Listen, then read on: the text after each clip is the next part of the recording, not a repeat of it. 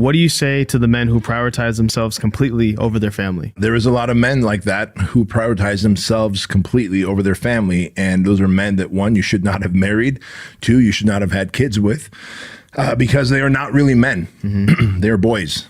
They're boys, and they'll probably treat you as though you're mommy, just come to you when they need something from you, either love or permission or something. But otherwise, that is the problem with this new generation out there, this new generation. And I'm not, shitting on you particularly, because I know your work ethic. I know what your mom instilled in you. I know what your dad instilled in you. But there's a whole generation out there that they just feel like, as men, that they feel like they don't have to be the providers. They don't have to pay the attention. They don't have to be the protectors. And they've become these little boys who would rather get attention on social media than provide for their family, give the family attention, create financial security. And they're massively selfish because they were raised by parents who coddled them, bubble wrapped them, told them everything's going to be okay. You're not a quitter. It's okay for you to stop playing the sport and not doing that thing. And that's the unfortunate thing about them. And this is why people should start sniffing out in the dating process. Is this guy all about being a gentleman, a servant, a savage, a go-getter? Or is he a mama's boy who is selfishly all about himself? What if we take it a different direction where he's selfish in the way where it's all about personal development?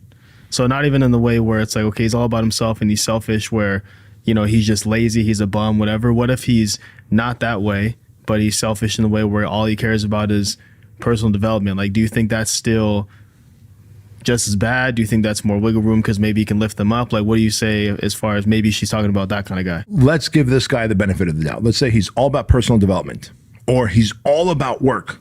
His work is so meaningful to him that he just spends day and night on his work and getting more customers and building the brand and expanding it worldwide and creating more income streams and adding more SKUs. And you're like, that's a fucking honorable man. He works.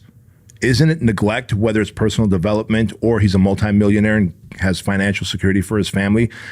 But isn't it neglect if he's not giving emotional security, love, support, connection to his wife and to his kids, if he's not there counseling and leading his family? Like, the very first organization that any man should lead is his family. Right. And then your business.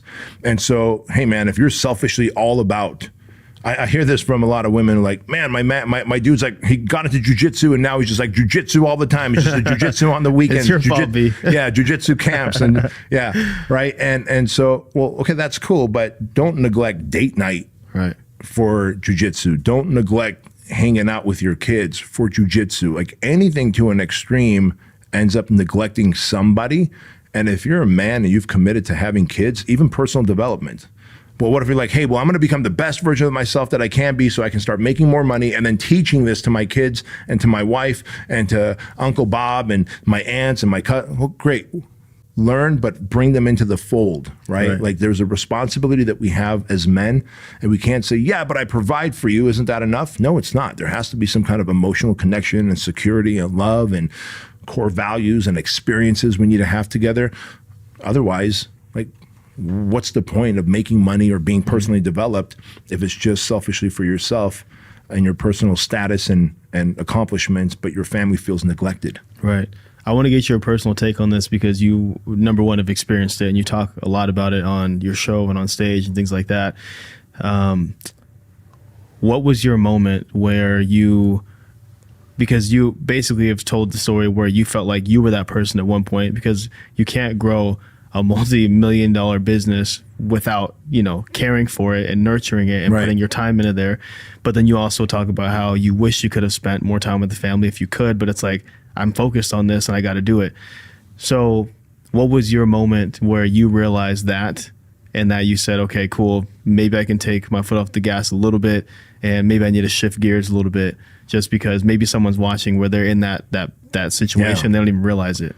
So here's what I can tell you. I could have been more available to my family earlier on in my entrepreneurial career had I understood that when I make a little bit of money, I need to use that money not to go buy fancy watches, a nice car. Like I wrote about how I had to sell my sports car, the GTR, like basically have a fire sale because I bought it when I was just barely making enough money, right, as a second car for myself. I already had a primary vehicle. I had a Yukon Denali. I was like, oh, I want that GTR.